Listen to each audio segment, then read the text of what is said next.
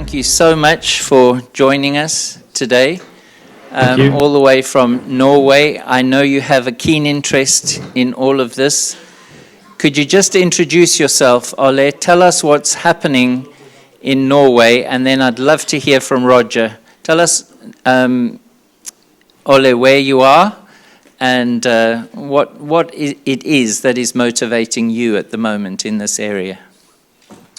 Thank you, Mike. I'm a lawyer, litigator, but I'm also the chairman of Til Helhet, which is a ministry for people coming out of the gay lifestyle. In Norway, there's been put forward a similar proposition for a ban against so-called conversion therapy, a similar one as that you have in the UK. They originally said that it would be a ban for minors only, or if there's been some sort of coercion. But after the election in September, a new government came in and they want to make it a lot wider ban, probably a total ban. We don't know yet. So you can say that's what motivates me right now is to follow this closely and to speak out wherever I can against this, because it really is such a pivotal point for Christians and for people believing in the right to freedom in this area.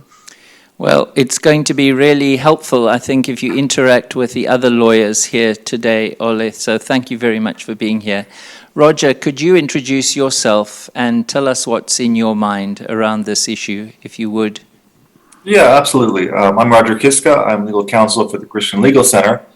And my background is European Court of Human Rights case law, which would in the UK be Human Rights Act law, which is part of the analysis which the government has to undertake to determine whether any proposed ban would be law compliant, both regarding restrictions on the various freedoms we enjoy, as well as equality considerations. And for me, this is an issue of not only freedoms, legal freedoms, but also of the gospel.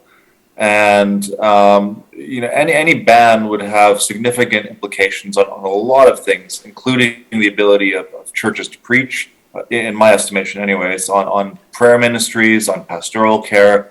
And it would be a damage to the gospel in the sense that those who want to repent from what they deem to be, the sin of homosexual behavior, they will not have outlets to do that. And for me, that's a very serious thing as a Christian and as a lawyer. Thank you, Roger. And Michael, could you introduce yourself? Yes, hello, my name's Michael Phillips. I'm counsel with the Christian Legal Center, and worked with them now for the better part of probably about 10 years or so, initially helping street preachers and that kind of thing when they get arrested.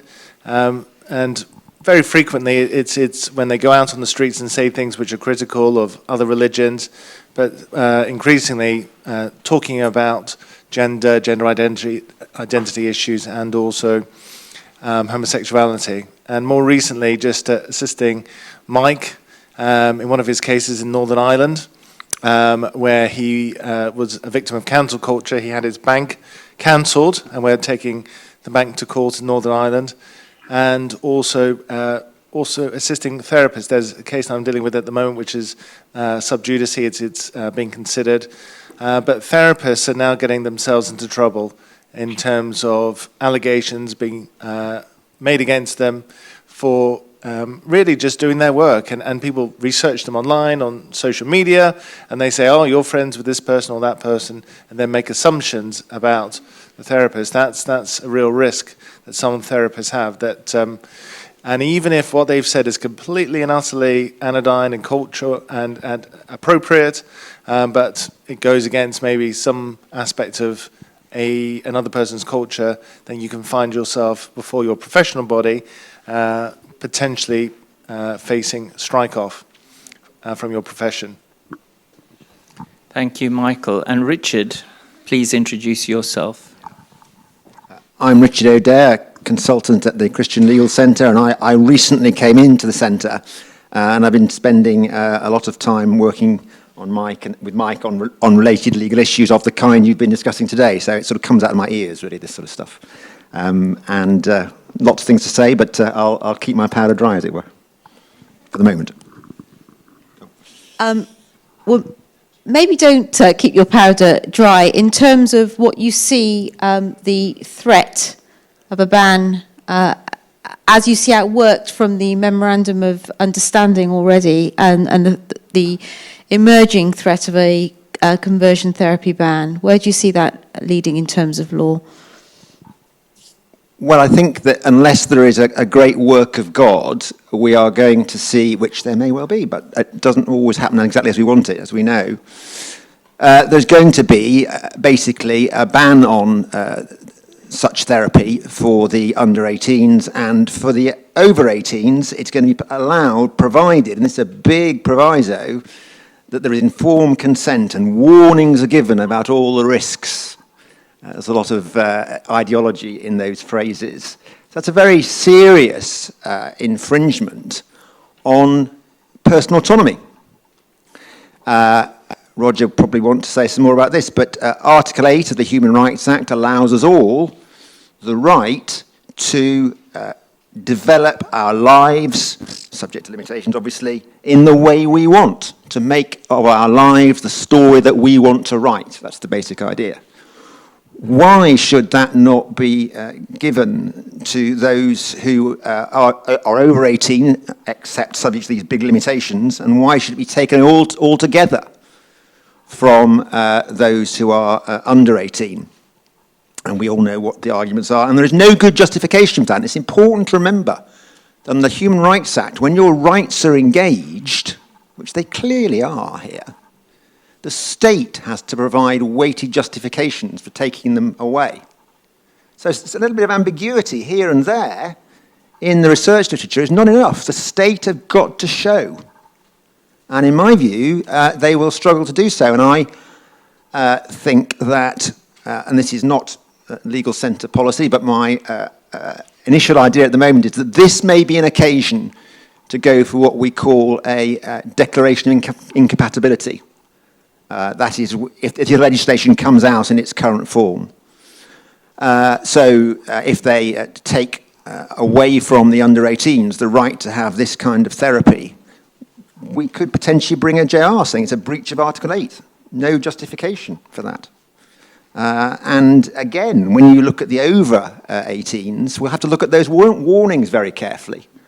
Are they going to be, as I suspect they are, fundamentally biased, and therefore, in effect, taking away the right to autonomy by, in a sense, scaring them off? So there are some big issues here. I think the other thing I want to say is at the other end of the spectrum, perhaps in terms of seriousness, but important nonetheless, is even leaving aside the big issues of policy, there is some very bad law-making going on here. Just to give you an example, you look at the consultation paper and you ask, what is conversion therapy? What do they mean? Well, you know, it's not exactly clear, is it? I know we can debate what they mean, but it's nowhere is it set out. And yet this is an uncertainty about the definition of something which will be a significant criminal offence. Yet again, what about professional self-regulation? Why on earth, in a world in which we value freedom from government interference, are we proposing to jump from a situation in which there is no regulation at all of most therapists to one in which if they get it wrong, they're going to be in jail? It's extraordinary in terms of law-making process. And I suppose I want to say that just as Caroline Peller said very clearly, science is actually following the culture. We often think that science is independent. We often think that somehow the law is independent. But in fact, the law and professional regulation also follows the culture. And it's really why it's very important in law and in science to continue to contend and take every avenue that you can for that which actually is just honest, that which is for freedom, that which actually keeps the doors open. There is, but Richard is quite right, there is no legal definition that we can understand what they say it means, but there is no obvious definition, certainly something that would pass muster in terms of legal definition around what conversion therapy is. So the way in which people are responding to the consultation is according to the understanding of the culture. So although we can look at it very specifically, and we ourselves might respond to it very specifically in terms of what the words say, what the culture understands conversion therapy to be, and what the narrative of what conversion therapy is it remains something very difficult, what the political class say that it is. Furthermore, there is simply no need for it. Anything that might be physically harmful in any way is already caught by criminal legislation. And I know what Richard was saying in terms of professional regulation, and this will get worse. But I'm sitting here with two therapists that are in this room. One of them is Leslie Pilkington, who was our very first case of a therapist who was subject to an investigative journalist hit, and where she gave him the therapy that he wanted. He recorded the sessions, reported her to her professional body, and had her removed in effect, when the therapy that she was giving him was exactly what he wanted and was good therapy. So, in effect, what we've had is a professional regulatory ban in any event. And for the men and women that want to practice this, they have in fact been barred from the practice of it in any event. So the idea that this is going to be codified further with a criminal aspect to it will mean that people like Leslie don't just lose their license, but will find themselves labelled a criminal. And can I also say this, and then I'll hand back to Michael, and then we can go to Michael Phillips. The LGBT lobby came against Mike Davidson and Core Issues Trust with a Twitter campaign during a Pride Month, and got his bank account shut down by requesting it because they said he was a conversion therapist and was hateful and not fit to be in the public domain. They get his iZettle account unilaterally cancelled. Because I am associated, I receive back-to-back phone calls for 3 days in a row, some of them threatening death and other horrible, nasty things. Mike gets threatening phone calls onto his phone line.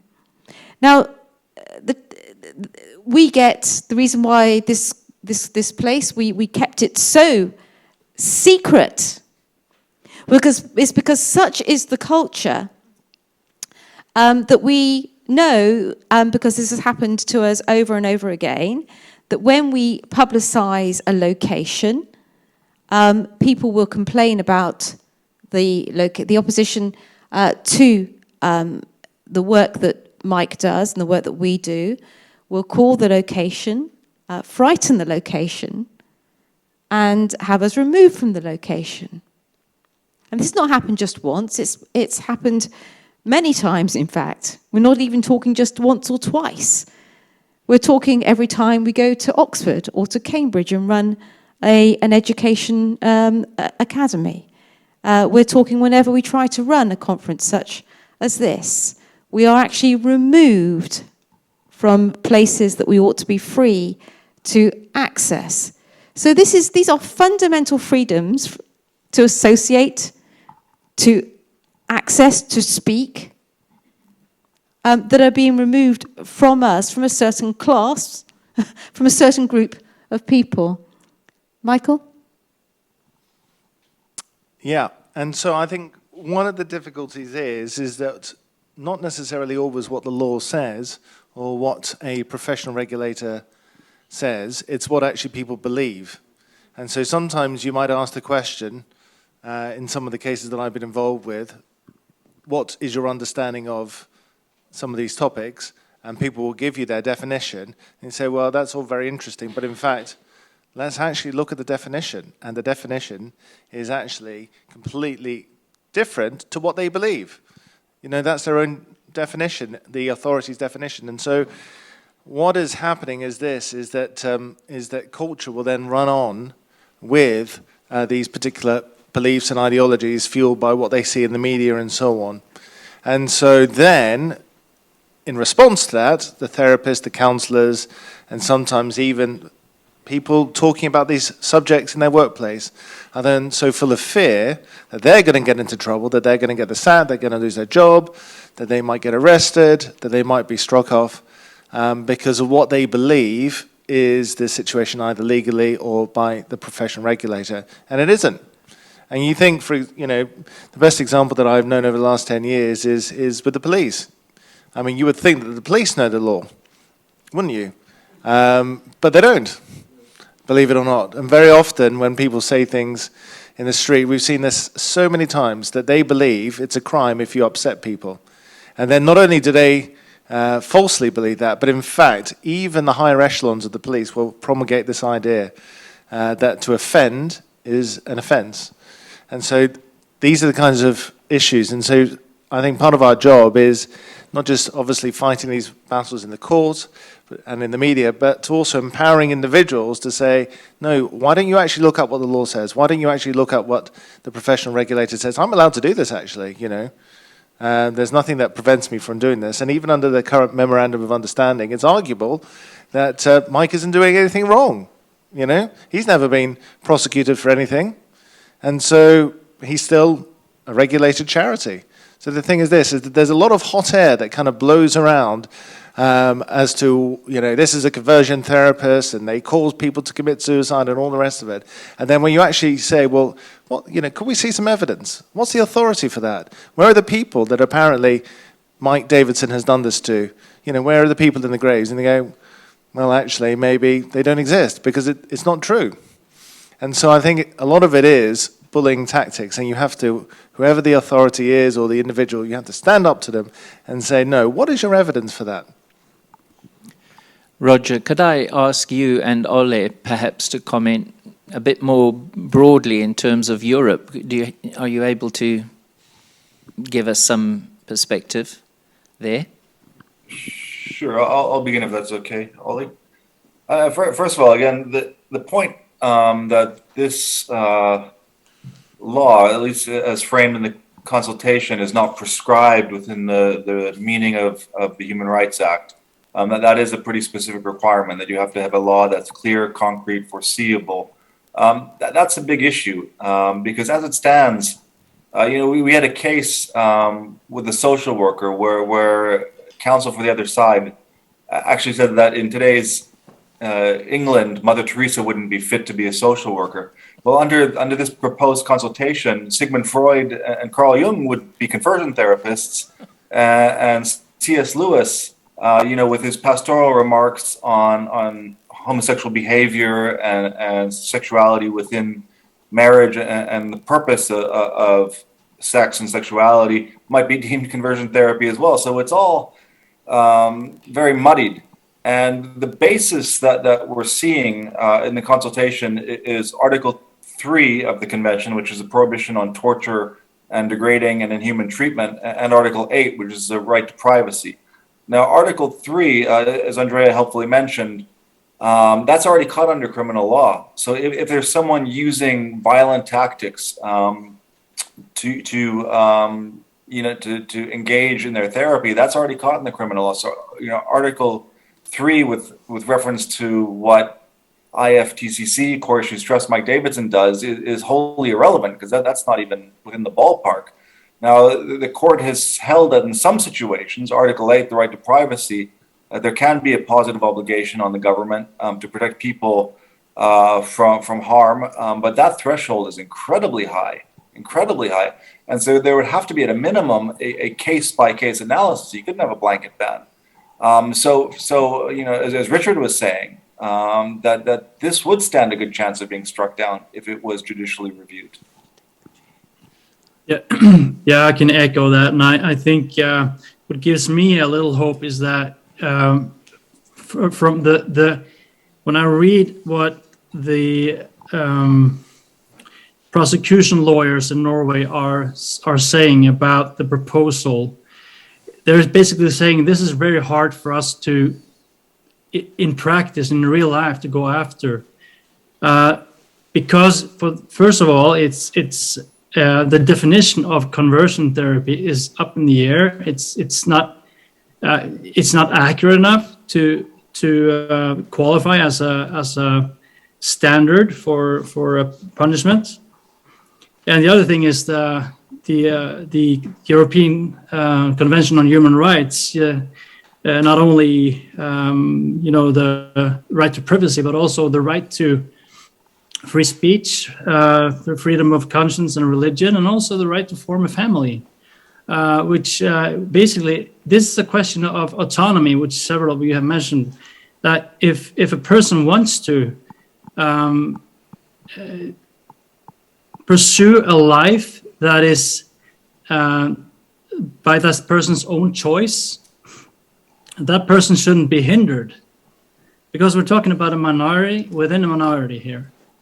And I think more and more people are beginning to see that aspect. However, this is highly it's a hot potato in Norway right now, and it's just getting hotter.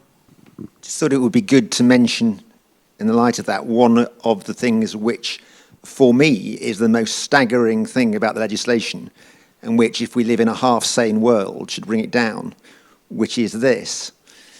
If you're under 18, apparently, you do not have sufficient understanding and autonomy to consent to therapy of this kind. That's the point that's what the under 18 ban means. But if you're under 18, 17, 16, 15, 14, you know where I'm going, don't you? You do have power to consent to surgery, which will change your life forever. I mean, how can that be rational lawmaking? I just don't understand. If it is, I'm going to give up.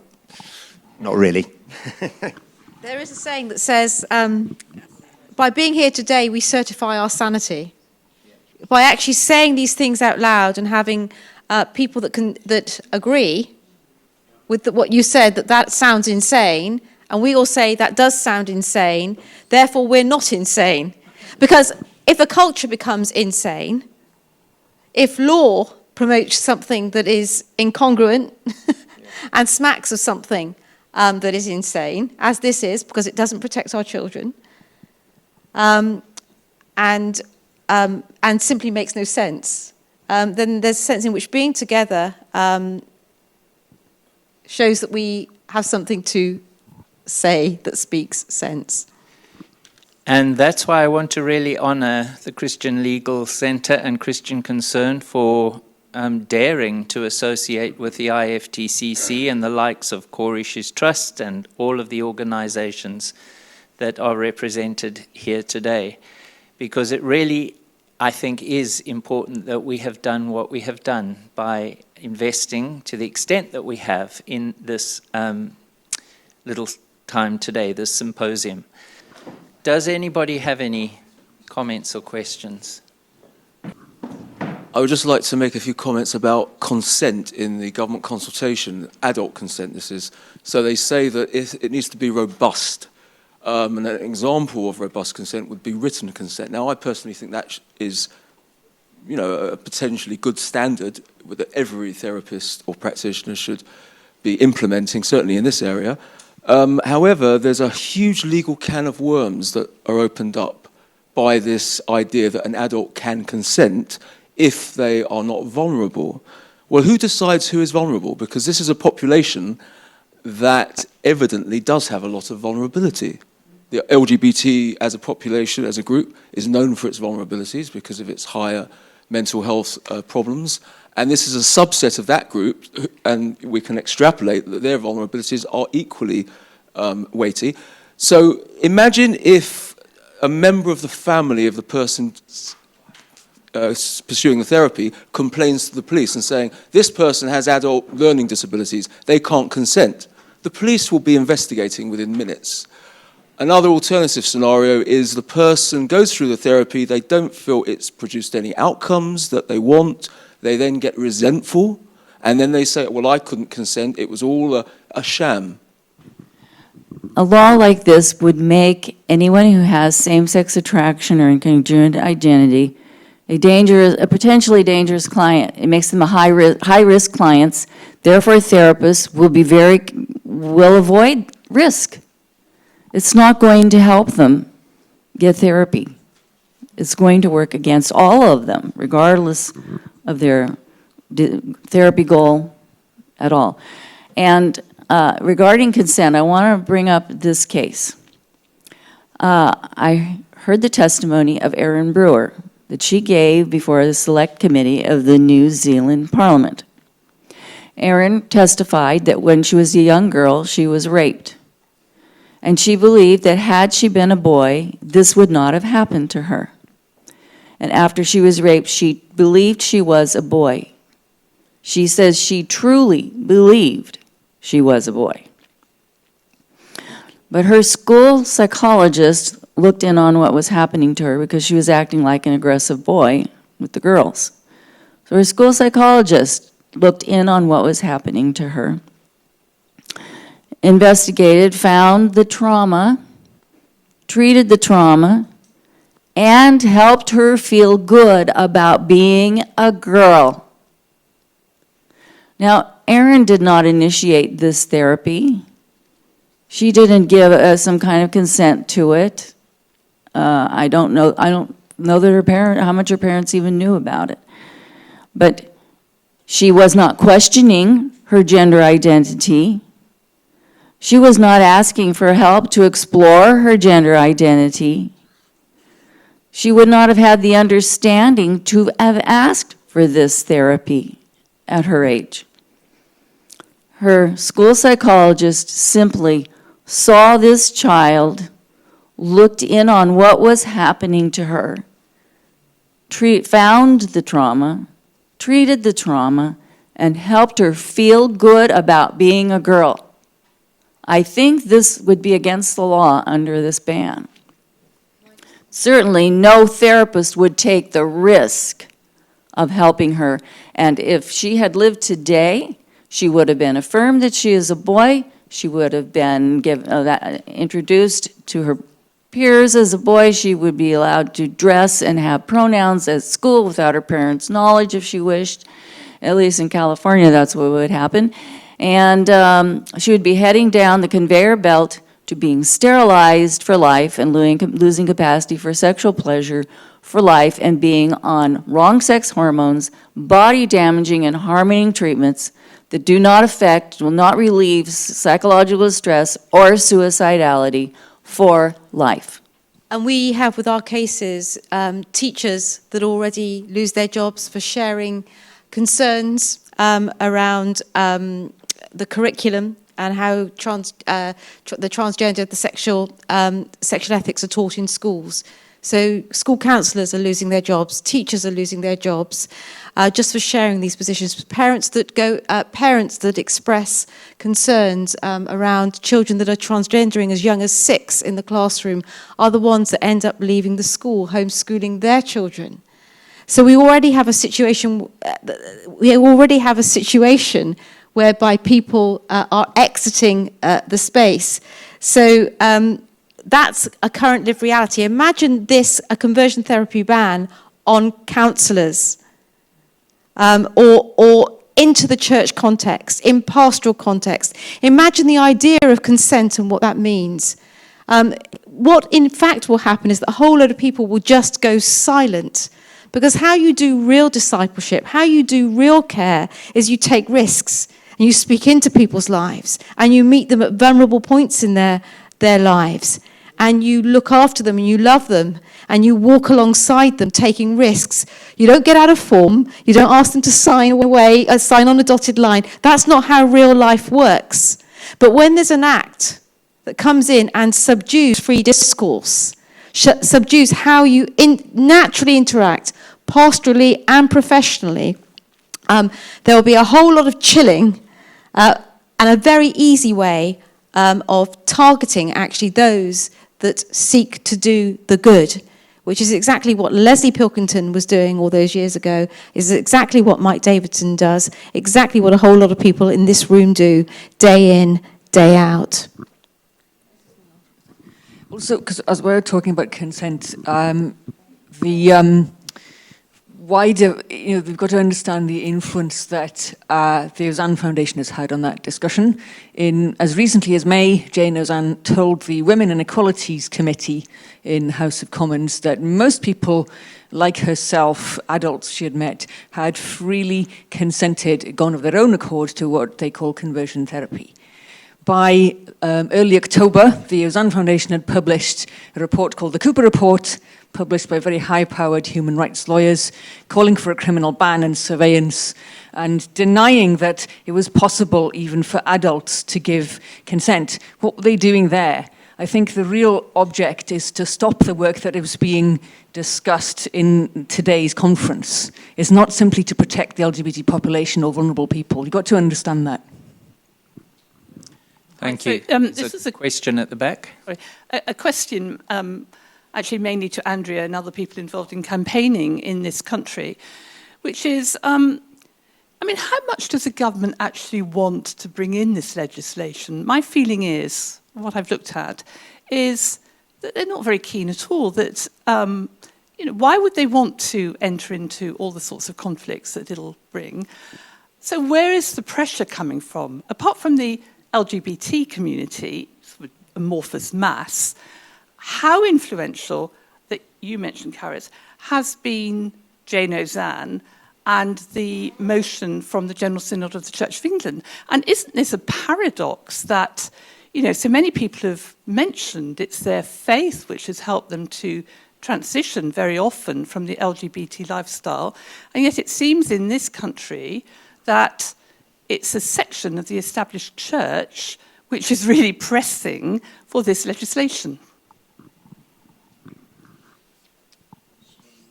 I think that it's the government following the culture again, and what's happened is that on the ground things have changed, policies have changed within the profession, and the church being singled out, or other institutions being singled out as being homophobic, transphobic, means that they then begin to feel pressure, made to make public statements, are then forced into action. And that's what's happened at this point. They think in order to appease the culture. Richard? I think it's a very good example of the way 21st century politics work. If you read through the consultation document, I think you can, if you think about it, work out which bits of the document it's talking to, which sections of its supporter base it's talking to at different points. So they're talking to the LGBT bit when they're talking about bans. But then later on they say, oh, no, it has nothing to do with religious conversations and all sorts of. That's because they know there's a right wing in the Conservative Party which is deeply uneasy about this. So actually it's not a monolithic document at all. It's an attempt to knit together, in my view, different constituencies to which they want to appeal inconsistently at the same time. Just want to take a little risk to bring up another thought. At least in the United States, some LGBT people have told me they frankly don't care if somebody wants to change. They feel like people have, whatever makes you happy. I frankly don't care. So, it's not, as far as I can see, at least in the United States, it's not an LGBT issue. It's the militant LGBT people. It's a subsection of this population. What do you think? What do you think in the UK? There's a question at the back. We'll continue the discussion at the front in a few minutes. Hello.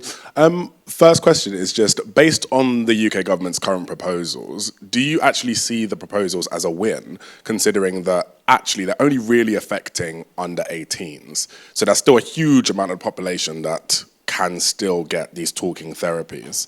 So that's the first question. Sorry?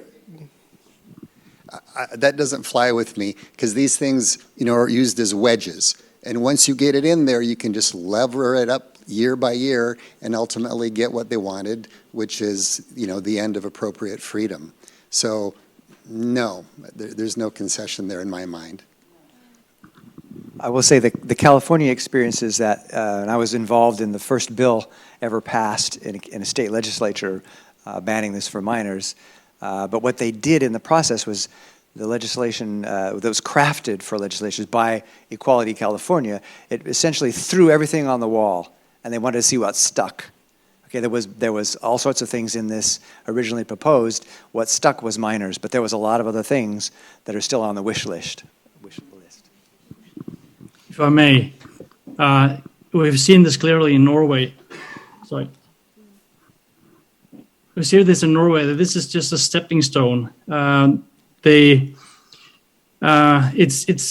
easier to sell a ban for minors, but it didn't take long before they started talking about expanding it to also adults. And they actually were pretty angry about, the LGBTQ movement were pretty angry about it being limited to minors only. And that became, like I said, a stepping stone for them to seek to expand it. And it is the slippery slope, definitely. And it's not only expanding it with regard to therapy, it's expanding it regard to speech, freedom of religion. So, in time, in California, we had a bill that was going to make therapy or anyone, helping anyone decrease or change same-sex attraction and congruent gender identity, could be sued for bankruptcy. So basically, they're deputizing the population. Anyone can walk into a church, say, well, I give money to this church, therefore I expect certain things from the pastor and so on. And anyone could sue anyone into bankruptcy. So you have a complete chilling of the entire population. You can't read certain passages of scripture. You cannot preach the gospel that Jesus Christ changes lives. Given time in the courts, it could ban the Bible. I mean, it's not just about therapy. They're really going after religion. I would like to speak to this if I could really quick, Andrea. As a pastor, what I've seen with the minor therapy ban in the state of California is the sense that, the ban in California only really directly affects licensed caregivers, licensed therapists. But the impact that has had on the pastoral population is to say, oh, I therefore won't. So, for example, I don't provide any kind of pastoral care for minors out of fear of that risk. But what's happening now, although, it may seem, I think it sounds a little sensationalist to say, oh, it's like the next step there will be. But I do want to say that the federal legislation that's been introduced in this past year does ban so-called conversion therapy for adults. So that it is happening. It's becoming familiarized through minor bans. But then the bill that was introduced in the state of California, to which you reference, was a consumer fraud bill, not directly banning conversion therapy, but instead banning any product or any resource for sale in the state that suggested sexual orientation or gender identity could change. And that was the bill that really sparked the development of the changed movement. And so with the minor therapy ban that has been in existence for several years in California, that opened the doorway for simply the belief that, oh, now we can publicly declare that no one ever changes and that it's impossible, and to do so, we should suppress any literature, any book, any suggestion that it can. The select committee in New Zealand was asking people who testified their opinion on whether parents should be punished if they don't support their child's same-sex attraction or transgender identity. Well, Aaron Brewer testified to that committee. What would happen under this issue if parents were being punished? Little Aaron would not dare talk to her parents about what happened to her. She wouldn't dare to say, "Mom, Dad, can you help me can you get me help so I can not feel like a boy and feel happy?" And her parents could not have a conversation she couldn't have a conversation with them. They couldn't have a conversation with her. "Honey, we'd like you to at least wait till you're 18 to make a decision that's so dramatic." It would chill parent-child conversations in relationship. If they punished Aaron's parents, let's say a parent went to jail, she would experience the absence of a parent, known to be a cause of psychological difficulties in minors. So by punishing her parents, they punish her and further place a vulnerable child at greater risk. So no, we're not happy with this bill, any bill like this, because it's just a step. Can I just quickly ask a follow-up, if that's okay? It's just about one more question. So for those that are from within your faith who say that your practices are harmful to adults, I mean, we've mentioned Jane Azan, for instance. What do you think about Jane? Like, what do you think about what she's saying? And should the government also be listening to her, seeing as she is from the same faith? Well, I'm going to answer that, if you don't mind, Ben, with apologies to the team.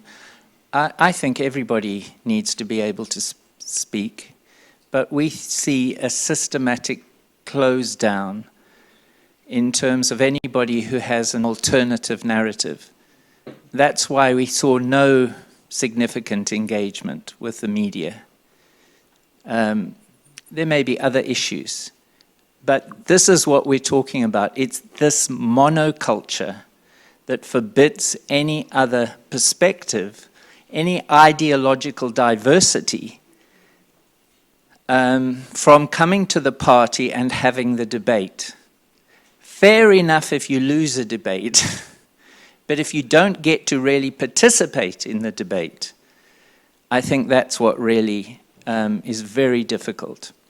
So thank you so much for those questions. I'm going to ask the X Out Loud people to come, please.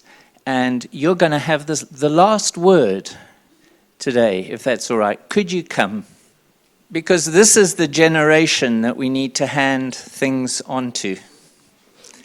And folks, I want you to stand here and look at this group of people, if you would. Come over here, please, Victor. Just face them and look at this group who've assembled. What do you have to say in closing? Give us the closing words that you have on your heart. For me, I just want to say that change is possible. I'm just as important as somebody from maybe LGBT or somebody who identifies as something else different from my view.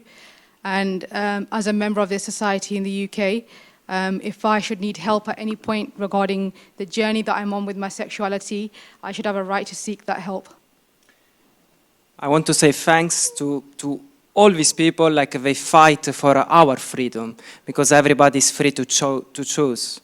So if I want to counseling, I can get counseling and help. And yeah, I can't imagine if the minority like me in future I can't access this kind of the services. So I can't imagine the others Asian country, United Kingdoms, they can't access this kind of support. While in the Asia country, they used to have this kind of services. So yeah. I just want to say thank you to all of you here. I don't feel alone anymore because we have you guys backing us up scientifically and scripturally. And the lawyers, it puts my mind at ease to know that we have a backup. And I want to thank you for showing that interest in our lives, that change is possible. And nobody's interested to hear that side of the story, that these voices exist. But thank you for coming. I want to say thank you to everyone, all of the speakers today, and for all of your work. And I think it's important that everyone's freedom of expression and conscience and right to self-determination is respected. If you want to live a homosexual lifestyle, that's fine. If you don't, that's also fine. And I think that's what the issue at stake is here. I just want to say that we love LGBT people. It's not about hatred, and it's never been about that. The thing is that, for example, now I'm in a very good place. I know who I am, and I'm very stable in my identity, but what about those who are not there just yet? So I believe this is important for them. It's not about necessarily us here, even though it will affect us. But what about those teenagers that are so confused about their identities? Why should our stories be silent just because it's not according to some legislation? So on that note, ladies and gentlemen, I'm going to close the session. Thank you again for coming, for your investment in time. We will again send out the link if you'd like to access the resources. You're very welcome.